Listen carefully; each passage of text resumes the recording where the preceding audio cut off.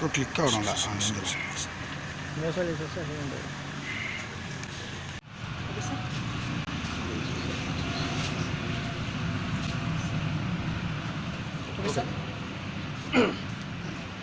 ఈరోజు ఉదయం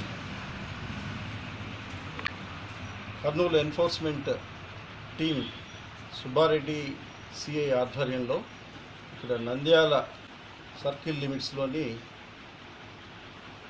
మహానంది మండలం గాజులపల్లి గ్రామంలో ఒక నాన్ డ్యూటీపై లిక్కర్ కేసు పట్టుకోవడం జరిగింది.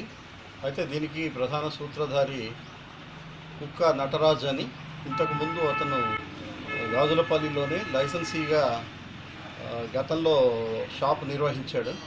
అయితే ఇతను 31వ తేదీన తెలంగాణ టెండర్స్కి వెళ్ళి అక్కడి నుంచి వచ్చే క్రమంలో గద్వాలకు సంబంధించిన అక్కడ కొంత స్టాకుని, అంటే సుమారు ఒక 22 బాక్సుల మద్యాన్ని తీసుకొచ్చి ఈ గాజులపల్లిలో తన స్వగృహంలోనే నిల్వ ఉంచి వాటిల్ని బెల్ట్ షాపులకి అలాగే అక్రమంగా విక్రయించేస్తున్నప్పుడు దాని మీద నిఘా ఉంచిన మా ఎన్ఫోర్స్మెంట్ అధికారులు దాన్ని పట్టుకోవడం జరిగింది.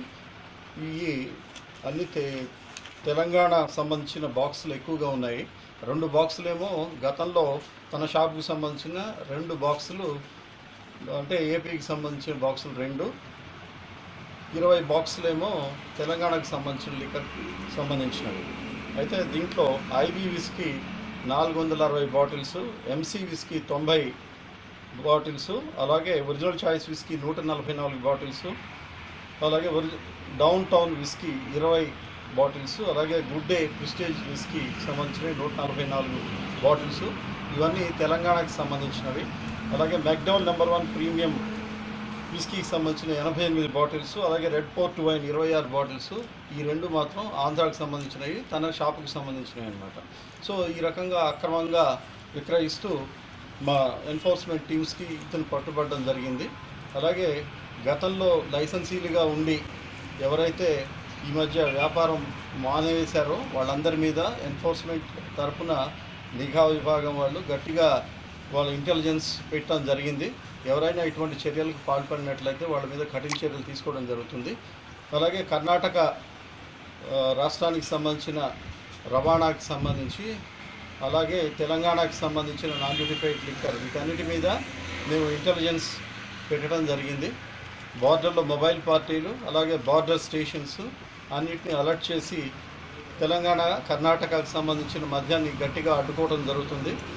అలాగే ఈ మధ్యనే మేము పత్తికొండ స్టేషన్ లిమిట్స్లో ఒక 65 బాక్సుల కర్ణాటక మద్యాన్ని, ఒక వాహనాన్ని కూడా సీజ్ చేయడం జరిగింది.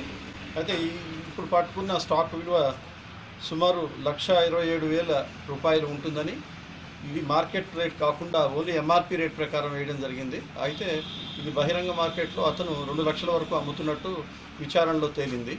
సో ఇలాగా ఎవరైతే లైసెన్సీలు గతంలో ఉండి వాళ్ళు ఇలాంటి పనులు కనుక నిర్వహించినట్లయితే వాళ్ళ మీద కఠిన చర్యలు ఉంటాయని సందర్భంగా తెలియజేస్తుంది.